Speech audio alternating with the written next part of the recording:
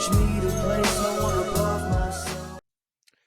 Hey everybody, welcome into the Big Bro Show. I am your host, Ty, joined alongside my co-host, Jared. Hey. And we have a special guest today with a fantastic name, if I do say so myself. We have another Ty joining us today. Welcome in, my friend. I am beyond excited to be here. I've had the butterflies in my stomach all day, just with sheer excitement. I'm really, really thrilled to be here. I appreciate that, man. I appreciate that. So let's jump right in. So I'm going to ask you my favorite icebreaker that I ask everybody.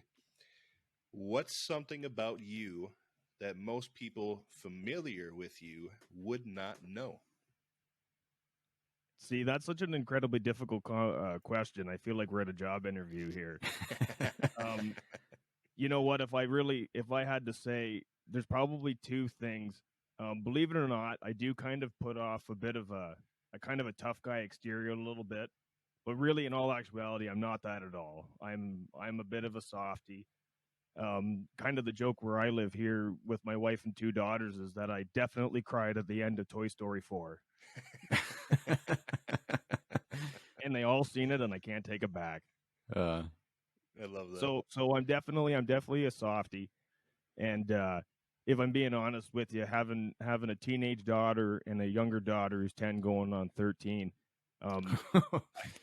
I secretly try and stay on top of things that are current. Yeah. You know, I'm not on a lot of social medias. I'm not on the TikToks or Instagram. I'm on Facebook, but I do try and stay on top of the lingo and you know, the Minecraft stuff and the Roblox and current music and stuff like that. But I don't give that vibe off, so don't tell anybody. Your secret is safe here. Excellent. So, Ty, before we get into your line of work, which I'm really excited to talk about, I'm curious to know what your parents did for a living as you were growing up. So I grew up in a small town on the Trent Severn Waterway, and Mom and Dad, when I was quite young, they started an auto glass business. Oh, cool. So Dad was working for a guy, and it became evident that there's no reason why they couldn't do this on their own. So they were able to pull up their resources, and they started their own mobile auto glass business. Nice. Very nice. So as Dad was doing that, Mom was doing more administrative stuff. But Mom was heavily involved in the school where my brother and I went, always volunteering, helping out whenever they needed a hand. So I mean that certainly takes up quite a bit of time as well. Yeah, definitely. Now, did they end up retiring in that, or do they still own that business? So as of right now, they actually brought on a childhood friend of my brother and I. He's always been kind of referred to as Brother Jason, just the third brother. Okay. So my mom and dad brought him on to kind of take the business over. Oh, nice. You know, they've built an incredible business, the pair of them. And I mean, I've worked with Dad lots of times, but I have my own career going. So they brought Brother Jason on, and he's learning how to do it. And he's going to take over the business. So we're all super happy for him. Very cool. Very cool. Nice. So we recently discussed the importance of the trades. I myself Well, I'm not actually a journeyman or anything of that nature. I work in the office, but we had a discussion about how important they are, and now here we are speaking with a millwright.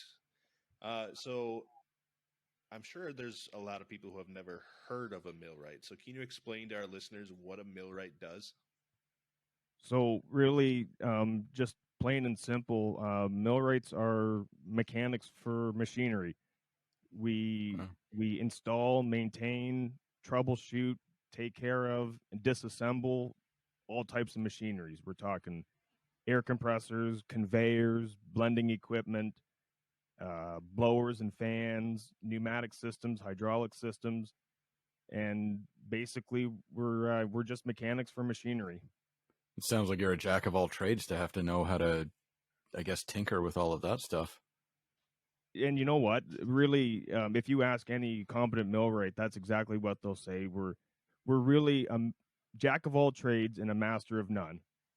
You know, there's no way you could be the best at any one sanction of being a millwright. So you just have to be pretty good at just about everything, and then let the true experts, if you're like a compressor mechanic, you know, I'll get the machine going if I can, and maybe keep it going. But you know, every millwright can't possibly know every single thing about every type of machinery.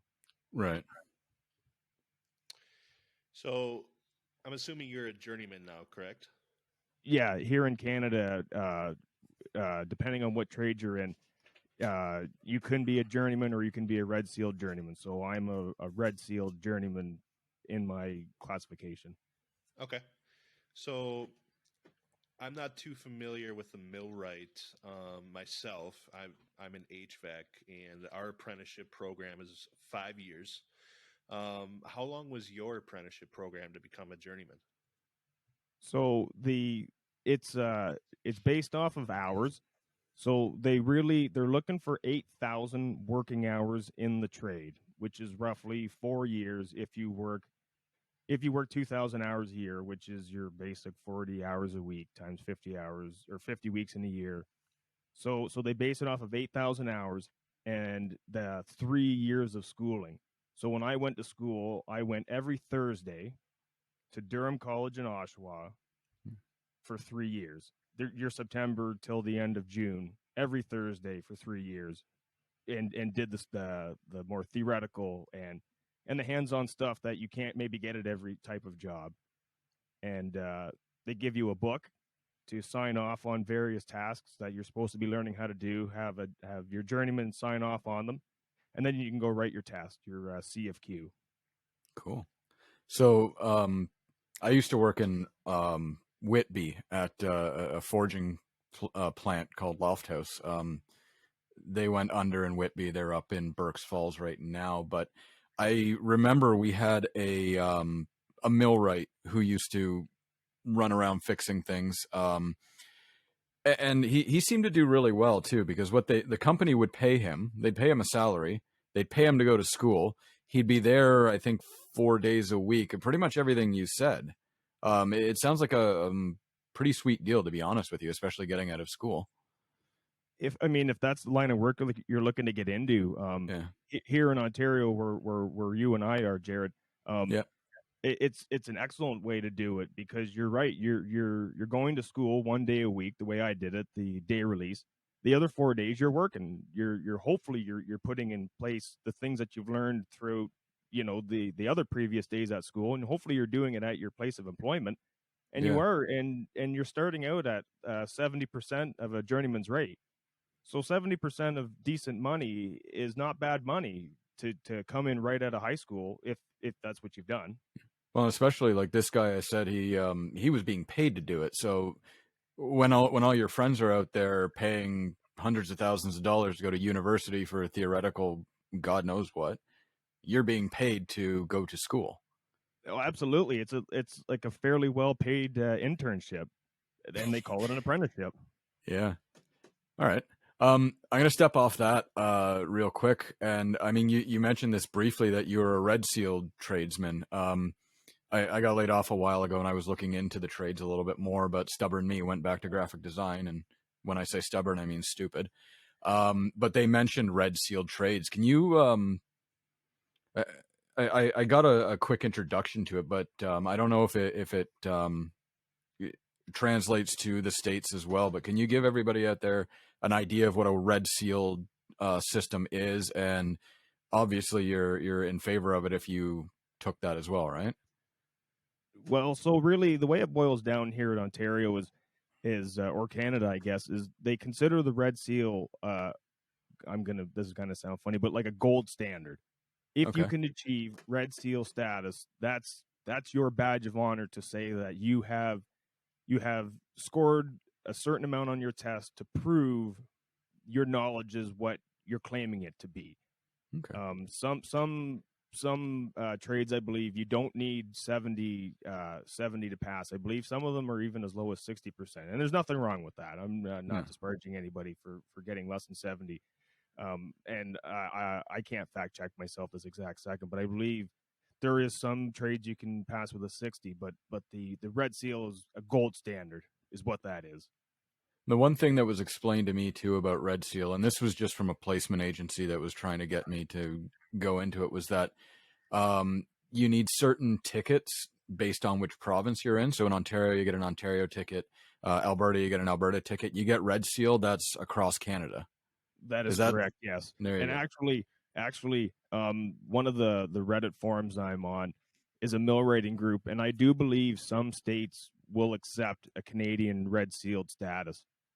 And there's no reason why they shouldn't, as far as I'm concerned, right? Like it's proved by having that Red Seal endorsement. I've shown, I've done the hours, I've done the lumps, I've proven to whomever I need to prove that I know what I know.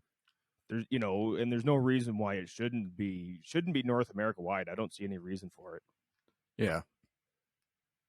Well, and yeah, things in Canada and the States are generally pretty typical. We follow each other hand in hand. Canada's usually right behind the States, so why this shouldn't apply down there as well? Our standards are pretty similar, right? Yeah, and even if you are going province to province without a Red Seal endorsement or into the States, you really just got to just write a test, Okay. just to prove your competency. But I think that's kind of foolish, truthfully. Well, I guess it all depends on what other provinces or states' legislations or I guess systems are in place, or I guess not even. Sorry, go ahead. With respect to that, it always boils down to safety, right? Safety trumps all. Yeah. You know what I mean? So, that doesn't really change state to state, province to province too much. If it's unsafe, it's unsafe. The work itself doesn't change. The bearing I replace here is the same as the bearing in Wisconsin. There's Lockout and tag out all the time. Well, this is it. That's exactly it. Yeah.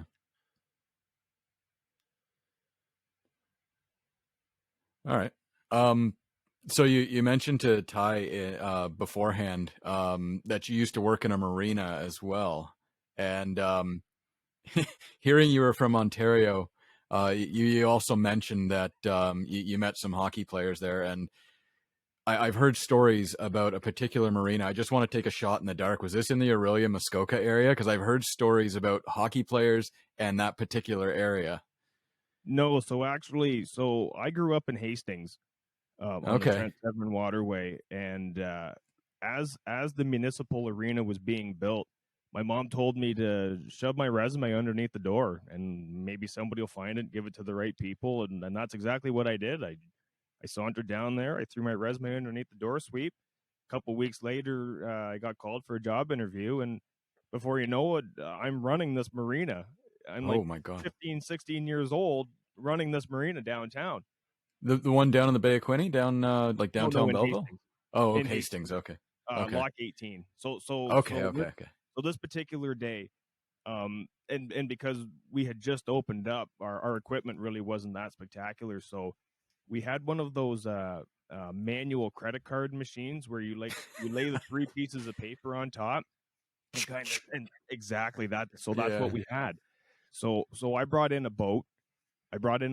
And a couple guys came off, and I let them do their thing. And I said, just meet me inside, whenever, and we'll settle up. So this big, tall guy came in, handed me his credit card. And so I'm doing this motion, and I look at it at the end. It says Larry Robinson. You didn't recognize him by the mustache? No. Well, I thought I recognized him. I thought I knew who he was. So it was Larry Robinson. And then a moment after that, his friend, Bob Gainey, was there as well. Way. Yeah, seriously. So Larry Robinson and Bob Gainey were in there. So I just said, I don't want to be that guy, but can I have an autograph, please? So they both came over and autographed a piece of paper for me. I didn't have anything for them to sign. Yeah. But you know what's actually funny about that day is there was a full-time boater at that marina that owned Bob Gainey's brother's boat. Really? Yeah. So this guy, he recognized Bob Gainey and hollered him on over, and he said, your brother owned this boat, in like 1991, and he sold it to me in, whatever year it was. So that was kind of funny as well. Oh my God. So I guess with that being said, who are the best and worst hockey players you've come across working at the marina, or was it just the two?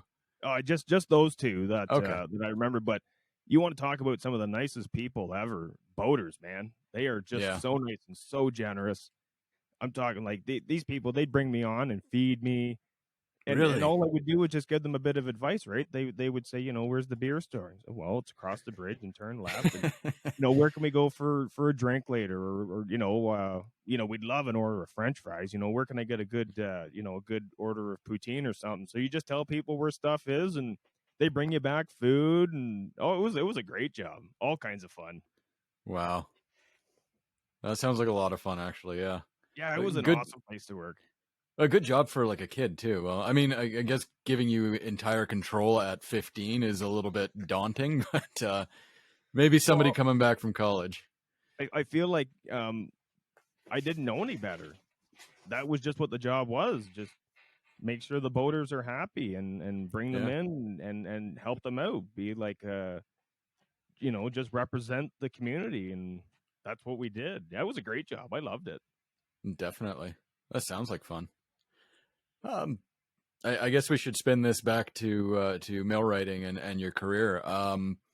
So one of the things I saw, like I said, I worked in a forging factory, and AI and robotic technologies were starting to become prevalent when that got shut down. How do you see that affecting, I guess, not necessarily just millwrights, but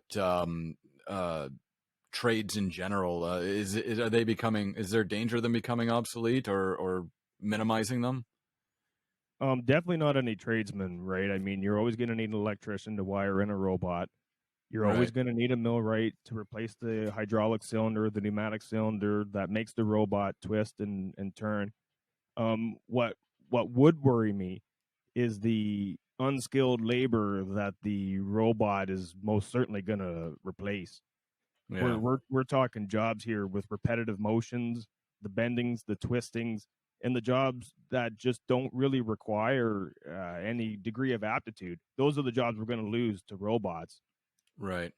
Well, and But like I said, like, oh, correct. So go ahead. um, I was just gonna just follow up and just say, but as for being a millwright, every robot that goes in is probably going to require a half a millwright.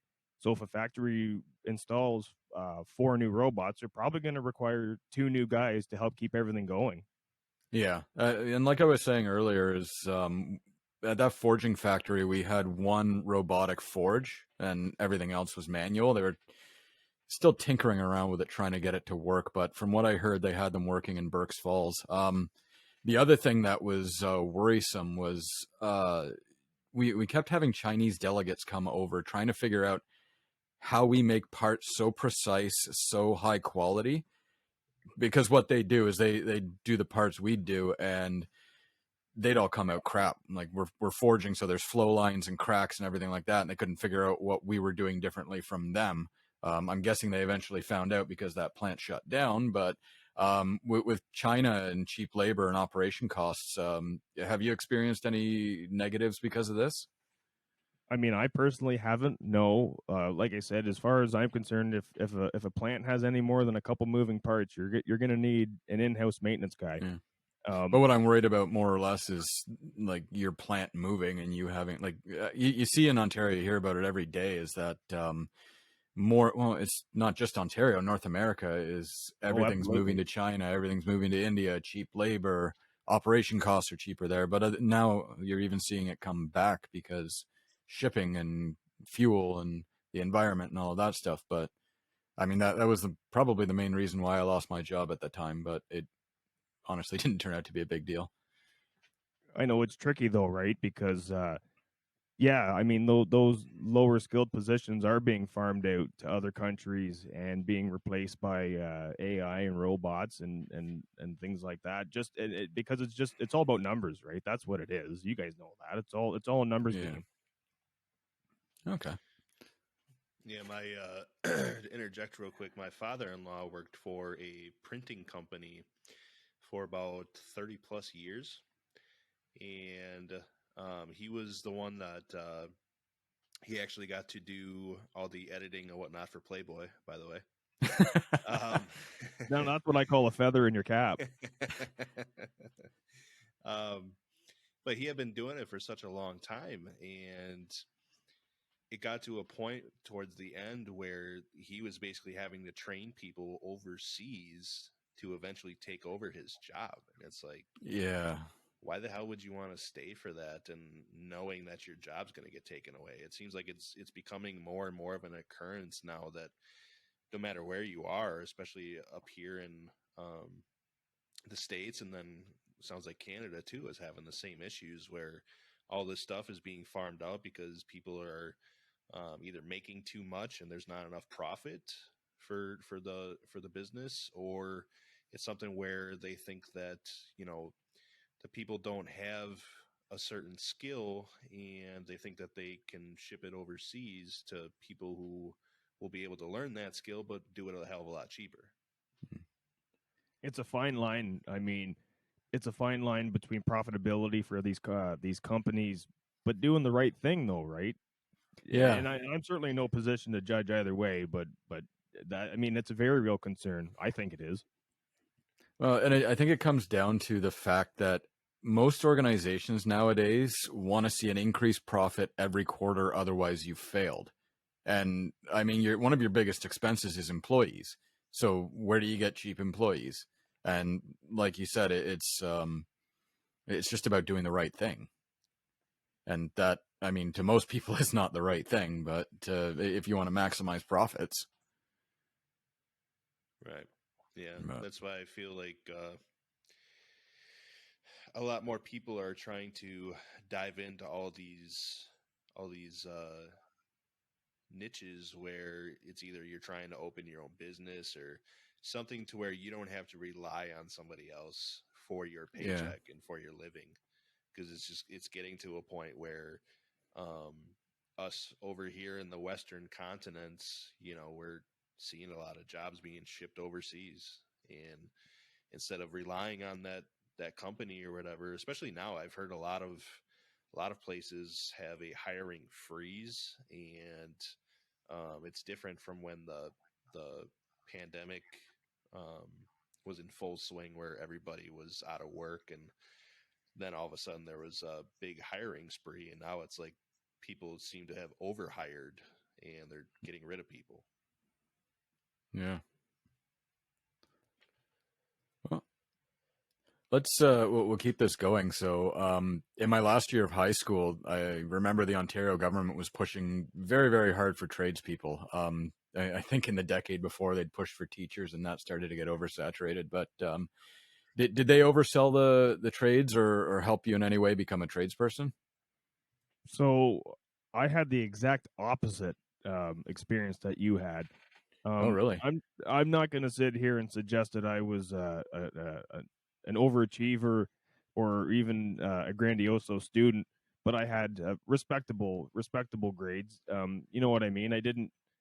I in grade 11 into grade 12, I did kind of jump down from the university level courses down to the college level. Right. And the guidance counselor hauled me in. I remember his name. I'm not going to mention it, but he hauled me in, and he was really not too impressed with me that I had decided, I'm not going to take grade 12 English and do Macbeth. That to me doesn't seem like a good. I didn't see a lot of value in that. I would way rather just go in, do my spelling test, write some essays, and get out. And same with the other classes. So I dropped down, and the guidance counselor was not real thrilled with me, that because once you go down, you can't go back up again. And I said, I'm Yeah. not going to university. It's just I'm not going. I pretty well had it figured out what I wanted to do. I wanted to either be a welder or a chef. That was what I had in mind. And so he hauled my parents in for a meeting to discuss why I was dropping down from a university academic level down to more of applied college level courses.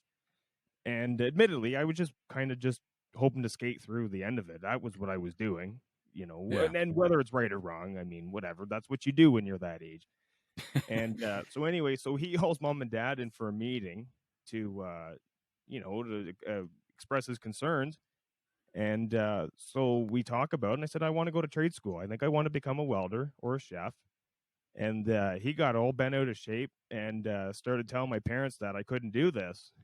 I needed to get back in these higher level classes. And then my dad snapped back and said, he doesn't want to go to university. He's not going. Like, Yeah. this isn't a cop out, right? Like, I said I wanted to go to trade school. Like, that's not a lesser than path. But at that time, he was really, he was discouraging me from doing that. He thought I had, I had a decent mark in history or whatever it was, thinking that maybe I should pursue that. Which now looking back on, you'd almost think like he was financially driven to discourage me, or you know what I mean? Like, anyways, Like pursuing history to what end? Like I don't. My friend's a teacher, and he took those classes, and that seemed to be the only direction he could go, is teaching or like English professor. Yeah, so I mean, I'm just kind of keeping the story going. I don't know what it was specifically, but yeah, he actively was trying to discourage me from going to trade school. That's weird. And yeah, seriously. And both my parents were thoroughly unimpressed that they had to stop what they were doing throughout the day to come to the high school to have a meeting over the fact that I didn't want to continue at a high level of English. I was just going to do a college level because I had already figured out I'm probably just going to go to trade school. Yeah. Just so I can properly frame this in my mind, no OAC, right? That was over just before me. I do believe I'm a little bit younger than you are, but You are. Yes, I was the last class to do it. okay, yeah.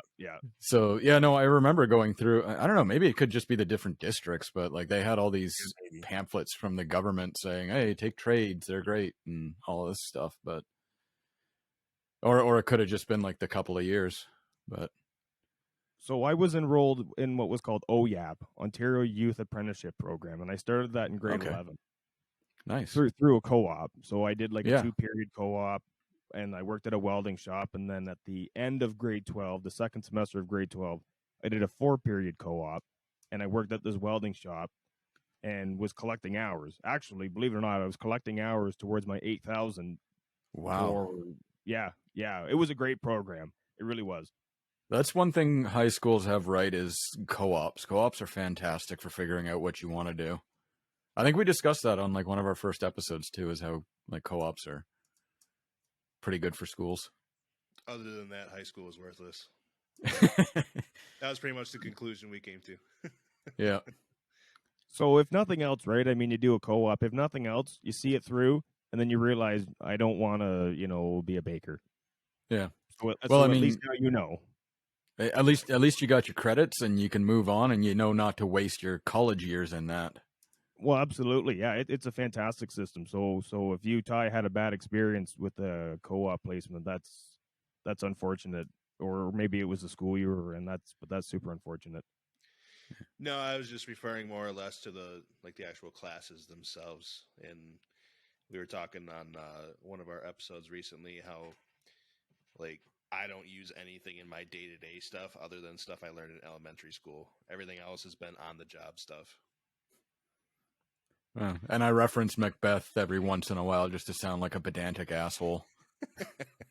And so there's nothing wrong with that. I just don't. For me, I didn't see a lot of value there. So Yeah. I'll admit it. Yeah, I was trying to cop out a little bit, because it's a large load. Grade 12 university level English. That's a lot, and I didn't want to do it. I don't blame you. I don't blame you at all. So I'll jump in real quick here. So as a millwright, you kind of have to know a little about a lot of things. We kind of touched on that a little bit, right? So what are some skills you would recommend younger people kind of learn and pay attention to while they're in school? So here's what I'll tell you. If you want to know one thing, you have to be able to be taught.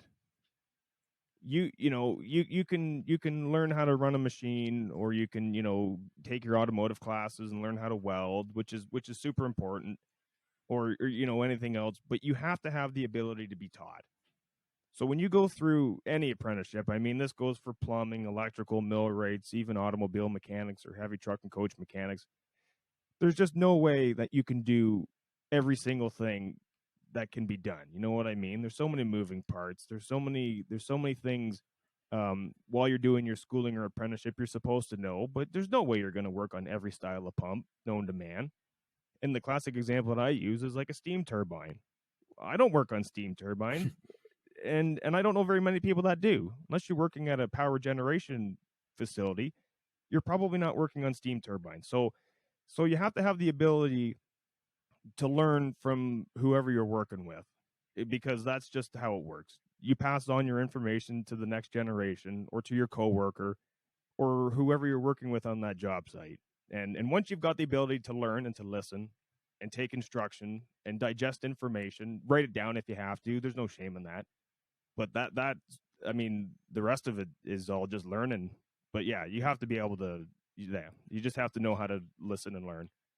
So I got two questions coming out of that actually, and I really want to know how has the internet helped you as a millwright now versus, I guess, your forefathers who didn't have the collective knowledge of the world at their fingertips? I mean, that question is just, it's a great question because it's the reality of it, right? You know, Yeah. a lot of the older millwrights would have had like a little textbook in their top pocket of mathematical formulas. What size drill bit do you use to do this task, right? There's so many different drill bits. You open up your tool chest and you see, you've got a 9/6 or a half inch and a 3/8 and maybe a quarter just to to poke some holes in the 2x4 because you're building the whatever, fill in the blank. So the old boys would have had textbooks and reference charts in their pockets, and you just don't need that anymore. You can just look it up. You know what I mean? Just look it up online, or I mean, that's just the way it is these days, and employers are fine with that. They're okay. Oh, that's good. In my experience, they're okay with that. So back in the day when my teacher told me I'd never have a screen in my pocket to tell me how to do things, she was just lying and being vindictive for shits and giggles. I sure hope not, but yeah, I mean, that's just the way it is this day and age, right? I mean, Yeah. you don't need to know everything, and No. while you do need to know certain things, and you need to, when you're writing your journeyman's exam for any trade that is, you do have to prove you know what you're doing without the aid of a calculator or Google or DuckDuckGo or whatever you use. But once you've gotten it, you'd be a fool not to. Why wouldn't you reference the internet, right? Exactly. So the other thing I wanted to mention, and it sort of ties into that, as somebody who just generally likes to tinker, I use the internet for damn near anything to take stuff apart and fix it. The process of breaking down problems seems to be, especially for a millwright, seems to be a big, I guess, advantage. Like when I worked at Dell fixing computers, I found a process of asking questions and steps to take. Not necessarily the same steps every time, but it sounds like a millwright would be the exact same thing when you're taking apart a new piece of machinery. You look for certain things and figure out why this is doing that, and then if it's not doing that, why that happens, and then you generally find your problem. Am I right? Well, absolutely. Yeah. I mean, it's just a flow chart. You just, you just show up and, what's it doing and what's it not doing. And, after a while, you'll realize that things have tendencies, right? Certain machines do this for certain reasons. And the longer you're doing what you do, you're going to have a relationship with these pumps and this air compressor. And you'll come to realize if that sound is normal or not normal or anything like that. But yeah, you're 100% right. You learn as you go along what to expect around the next step, right? Why, you take these 4 bolts off, but there's not coming apart. Oh, it's a water part. There's probably a gasket between them, and it's probably a silicone. So that's a good seal. So, maybe you got to get a nice sharp knife and try and chisel out that seal a little bit. Or maybe there's a drift pin holding 2 pieces together that you can't see. Yeah. But these are the things that you learn as you go along. You'll be like, oh, I've seen this before. You can't fool me again. Right. It sounds like a good career for somebody who likes problem solving and doesn't necessarily want to sit on their ass all day staring at a computer. Well, that's exactly what it is. Yeah. Yeah, that's exactly what it is. You're always thinking about things. And if you work at a facility that's working fairly well, your supervisor or your employer, they're going to probably task you with how can we upgrade stuff? Like, can this production line maybe produce 1 more unit per minute? So, if everything's running fine, yeah, there's, maybe slack periods in the day, but eventually you're going to be asked and you're going to want to do it yourself, right? Like, how fast can I make this go? Because the success of the success of the company is Yeah. your success as well. The more money they make, then when it's time for a raise, you can, put your hand out.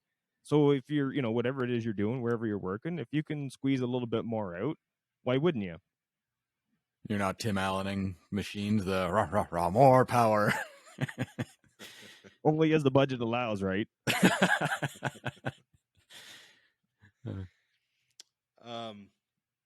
So I have a question for you. And this is kind of in reference to me being in the trades as well. In the HVAC world, we kind of have a somewhat, I guess if you want to call it a career progression, where a lot of the guys who are getting towards the end of retirement, some of them will actually step out of the field and they'll get into the office.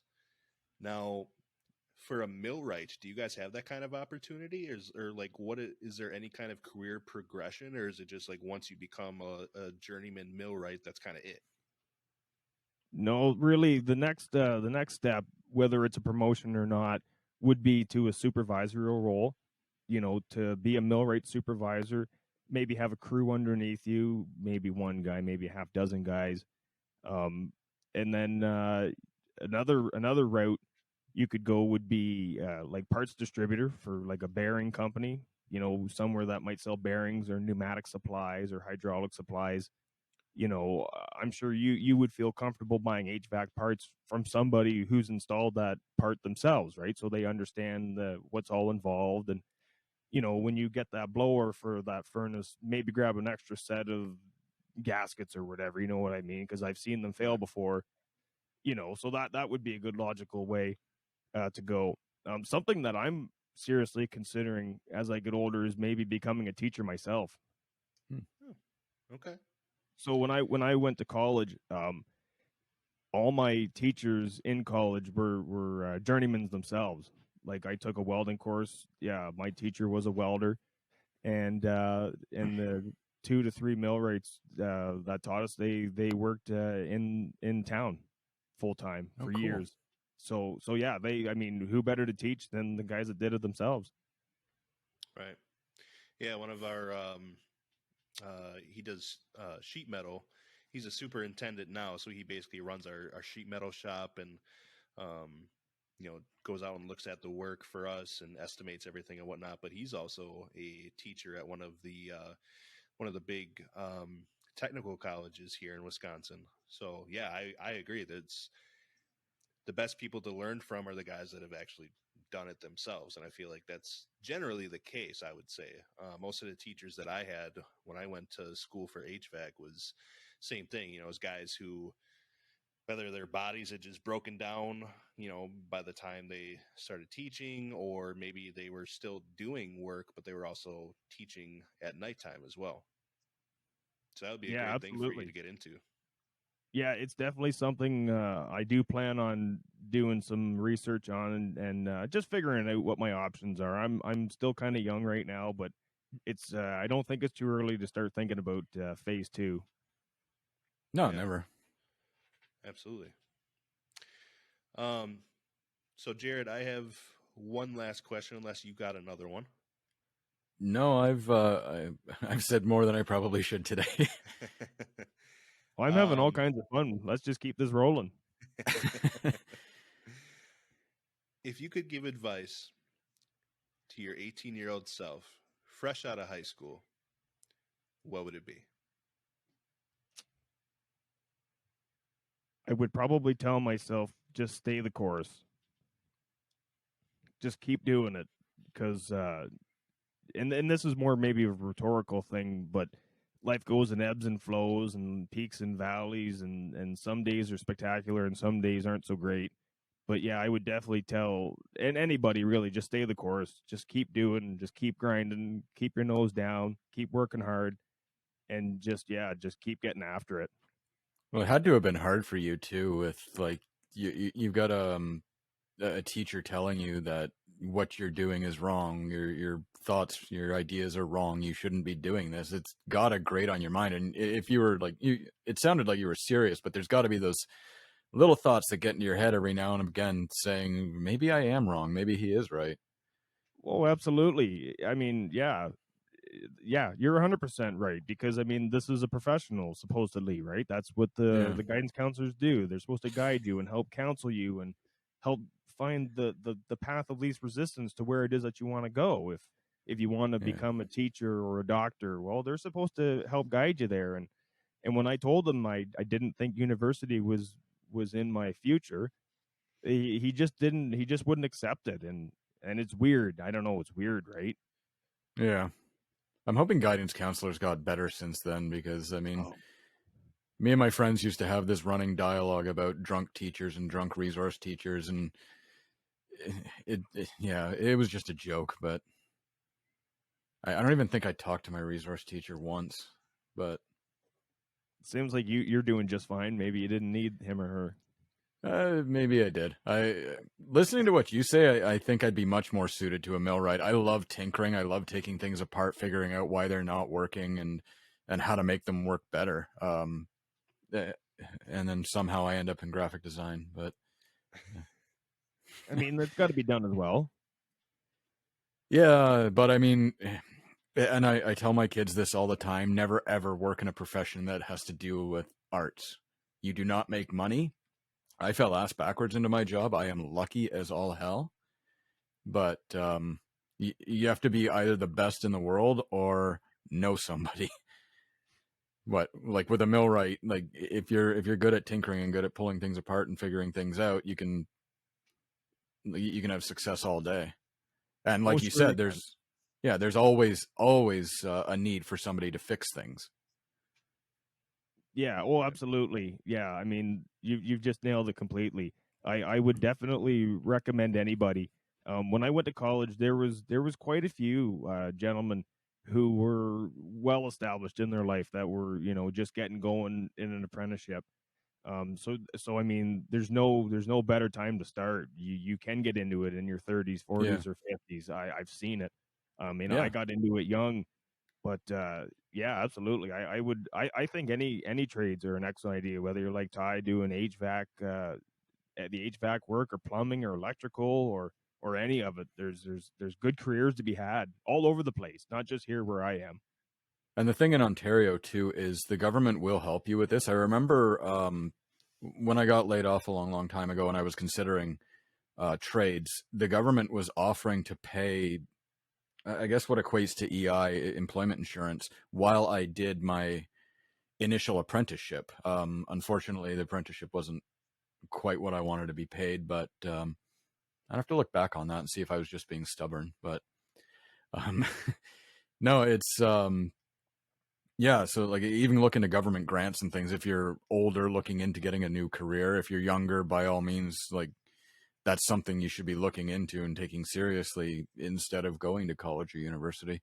I'm not saying like if you want to go to college or university, not to do it, but if you happen to like the trades, like you want to be an electrician, you want to be a plumber, you're saving yourself tons of money going to university and not ending up using your degree in anything serious, just to go back to be a plumber, or just to say to hell with it all and flip burgers for the rest of your life. Oh, 100%. Yeah, you've completely gotten it right there. And like I said earlier, it's basically a paid internship. Yeah. And the system here isn't perfect. I'm sure in any of the other provinces or states, it's not a perfect system, but you get to do some cool things as an apprentice. I mean, you'll definitely take your lumps.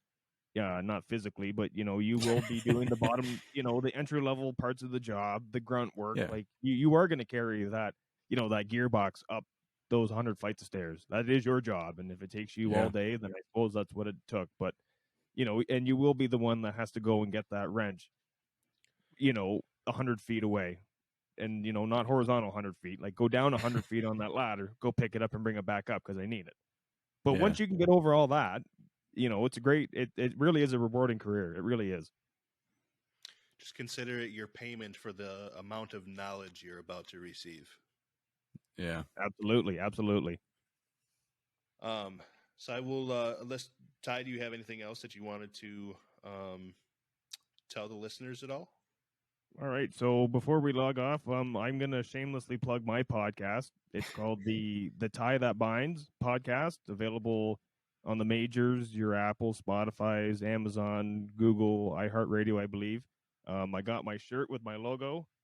Very Oh, nice. cool. Yeah, my daughter designed it. My oldest daughter designed it, and my wife willed the shirt into existence. So Nice. if Sweet. anybody's looking for the musings of me, we're at the Tie That Binds podcast, available everywhere. Yeah, I'd love for you. Yeah. I'd like to get the technical side of this stuff figured out. Maybe we'll have you guys on my show. I'm Cool. I do all my stuff. Excuse me, I do all my stuff in my studio with live guests, but I got to figure out how to do this side of it. Yeah, absolutely. I would be glad to. So, all right, folks. Well, that wraps up our interview with Ty. If you guys have any questions or comments, feel free to leave them down below. And as always, please like and subscribe. And thank you again, Ty, for your time. And we will see you guys next week. Thanks, guys.